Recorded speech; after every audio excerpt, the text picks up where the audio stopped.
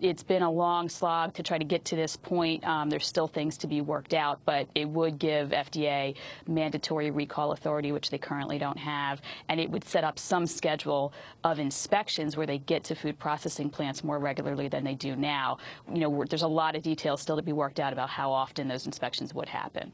Who fights the legislation that would allow there to be something other than a voluntary recall by the corporations, which would take an enormous amount of evidence for them to do, Patty? So, I mean, historically, there's always been industry resistance to any food safety regulation, whether it's in Congress or through the agencies.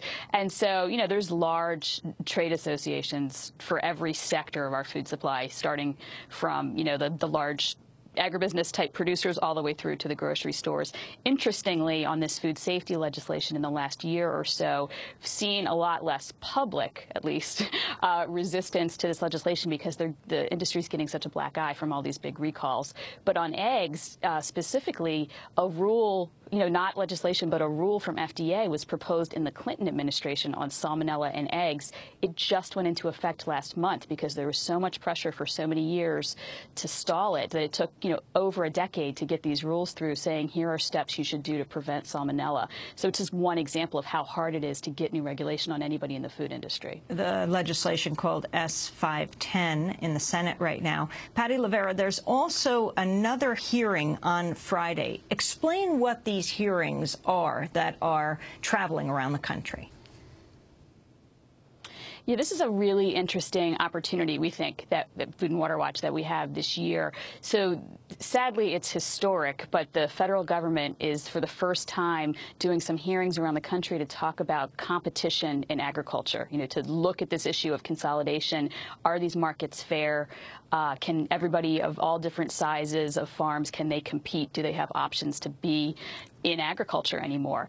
And so there have been 3 already around the country. The 4th one is in Colorado on Friday, and it's focused on livestock markets.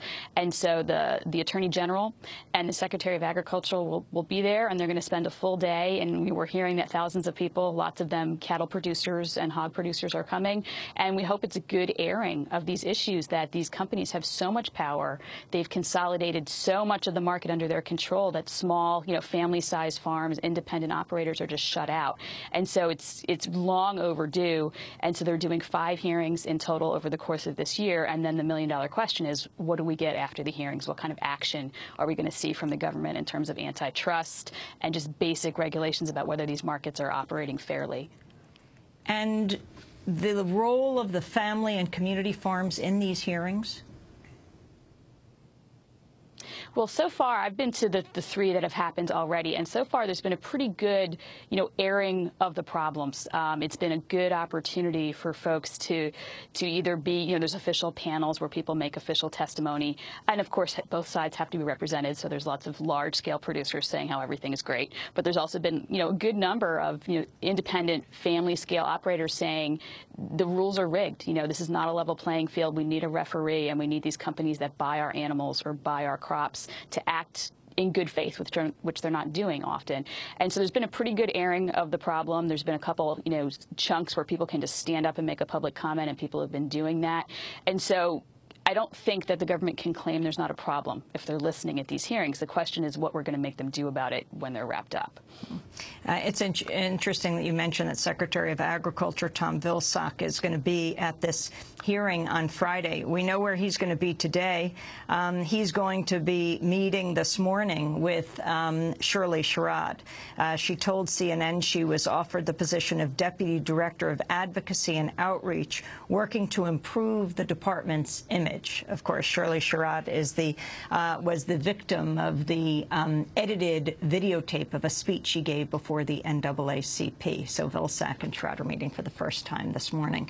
Patty Levera, thanks so much for being with us. Assistant Director of Food and Water Watch, David Kirby, I'd like to ask you to stay with us as we continue to talk about not only eggs, but the looming threat of industrial pig, dairy, and poultry farms on humans and the environment. This is Democracy Now! Thanks so much for being with us. We'll be back in a minute.